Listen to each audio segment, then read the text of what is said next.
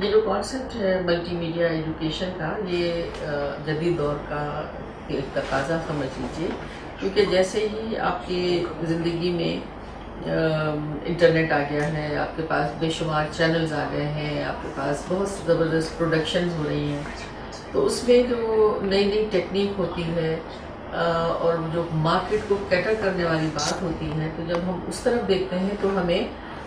یہ سمجھ میں آتا ہے کہ جیسے ٹی وی چینلز پر جو لوگ لیے جاتے ہیں، اس میں وہ ٹرائل اور ایرر بیسس پہ، یعنی کسی کوئی آ گیا، اس نے کہا جی مجھے کام سکھا دیں،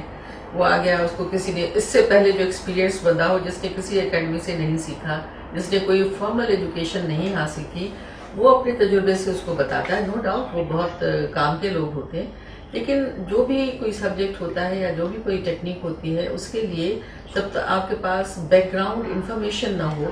اور اس کو ہینڈل کرنے کا اور استعمال کرنے کا صحیح طریقہ نہ آپ کو آتا ہو، تو آپ اس دور میں بہت پیچھے رہ جاتے ہیں۔ جیسے آج کل ہم جاب مارکیٹ میں یہ دیکھ رہے ہیں کہ ہر آدمی نئی چیز کو آزمانا چاہتا ہے۔ دوسری اس کی سب سے بڑی وجہ یہ ہے کہ جب آپ اس دور میں داخل ہو گئے ہیں جہاں پر مقابلہ ہے آپ کا، اور مقابلہ صرف آپس میں نہیں ہے، آپ کا مقابلہ اب پوری دنیا سے ہے،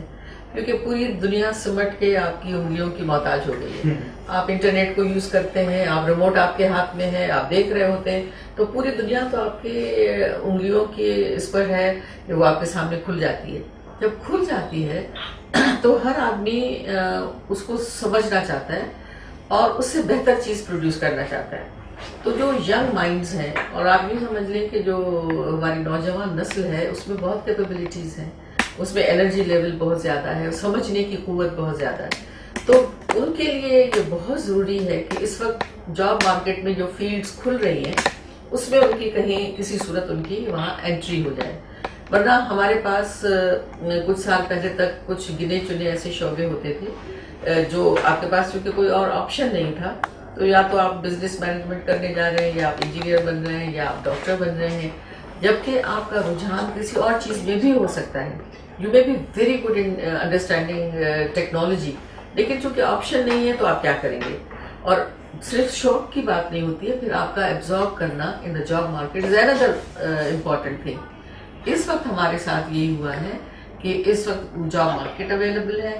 آپ کے پاس اپرچونٹیز اویلیبل ہیں، لیکن آپ کے پاس وہ یہ آپشن بہت کم ہے کہ آپ کہاں جا کے سیکھیں، اور اگر سیکھیں تو کس طرح سے۔ کوئی ہمارے پاس تصدیق شدہ کوئی چیز ہونی چاہیے کہ بھئی ہاں جی یہ سکھانے والے جو ہیں وہ بہت اچھے ہیں، کریڈیبلٹی ہے، اور لوگ یہاں سے سیکھ کے نکلتے ہیں۔ تو یہ جو آپ کا سوال ہے کہ ملٹی میڈیا ایجوکیشن کی کیوں ضرورت ہے، وہ اس لیے ضرورت ہے کہ صرف آپ کو تو لوگ نظر آتا ہے کہ آپ نے ٹی وی اسکرین پر دیکھا کہ ایک آدمی اپیئر ہو رہا ہے، لیکن وہ ایک شخص ہے جو بہت وہ کام کر کے جا رہا ہے جس میں ادروائز اس کا کوئی انپٹ نہیں ہے سوائے اس کے کہ اس کی اپیئرنس ہے، لیکن اس کو اپیئر کروانے کے لیے پیچھے کتنے لوگوں نے کام کیا ہے وہ لوگوں کو پتہ نہیں رہتا ہے۔ تو اس میں ایڈیٹنگ ہوتی ہے، اس میں لائٹنگ ہوتی ہے، اس میں کیمرہ ہینڈلنگ ہوتی ہے، کیمرہ کے